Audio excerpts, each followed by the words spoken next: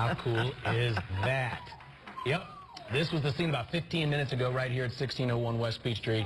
A round of applause saluting our own Monica Pearson, making that walk from our newsroom to the Channel 2 Action News studio for this final newscast of her storied career.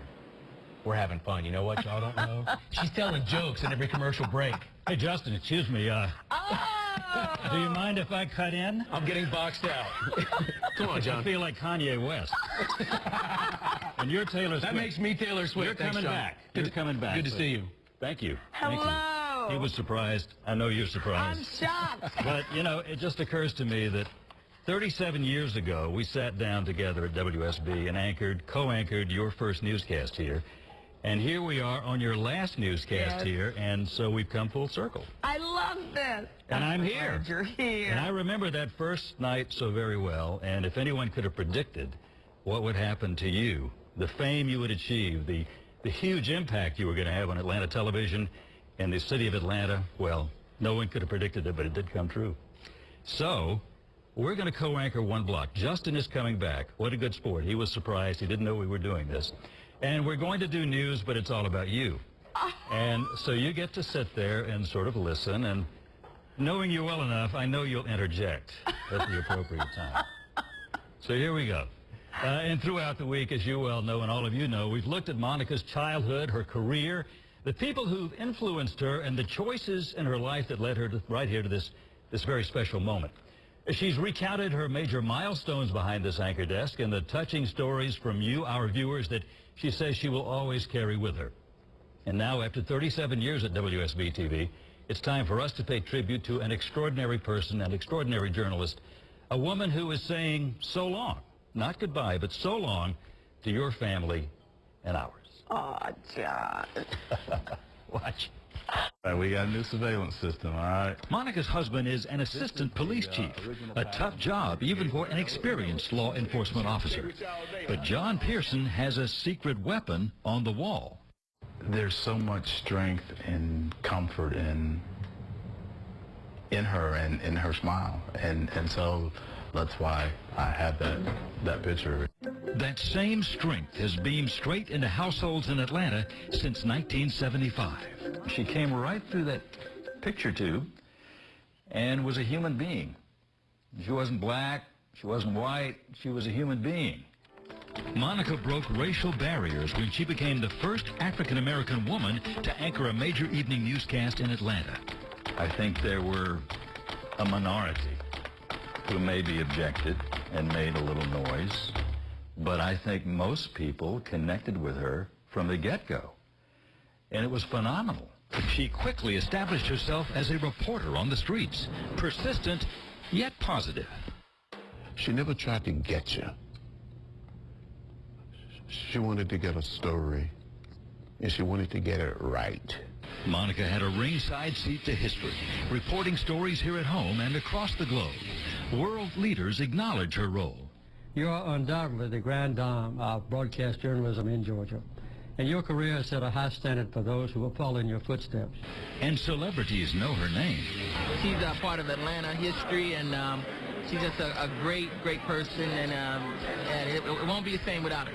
From the very first, Monica got involved with the community, capturing the heart of a city, person to person. When Monica talks to you, it's like there is nothing else in the world that's more important than this conversation we're having. Despite other opportunities during her career, Monica never left WSB-TV, the station that gave her a big break 37 years ago. They trusted me. You don't walk out on people who give you a chance, who take a chance on you. She proved herself with an undeniable work ethic, winning countless national and regional awards, including 33 Emmys. As a journalist, she is an absolute stickler for accuracy. She wants everything to be extremely accurate. She looks forward to a new life, one in which she'll stop and smell the roses, surrounded by her husband, daughter, and her mother. I love you. I love you. She's a gift. I'd just be so proud when I'd see her. I still am. When I see her on TV, I had to pinch myself.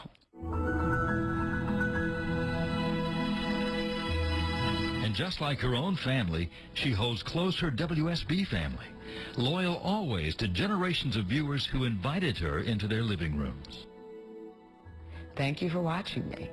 Thank you for trusting me. Thank you for believing in me. Thank you for giving me the opportunity. Thank you for letting me be a part of your team. We played well together.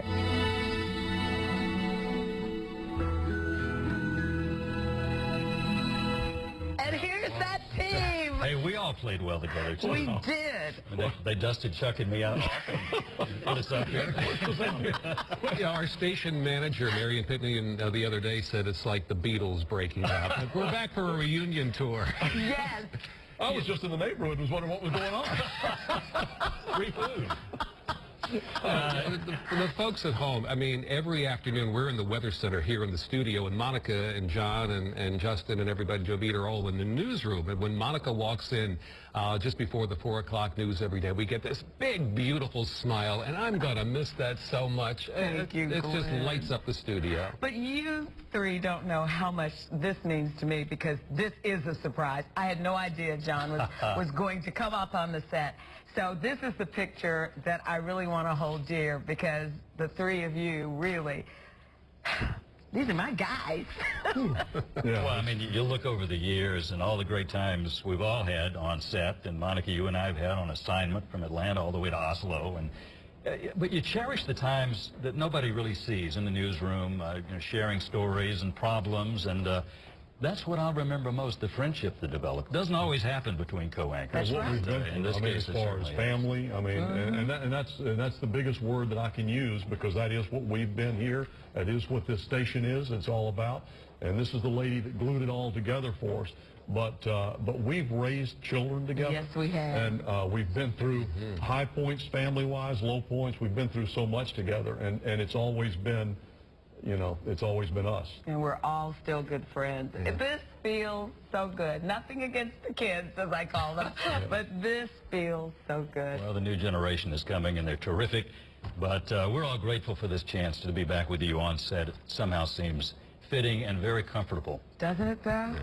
Now, we're about to go to a commercial break, I think, but during those commercial breaks, I wish you could sometimes be here to see what goes on.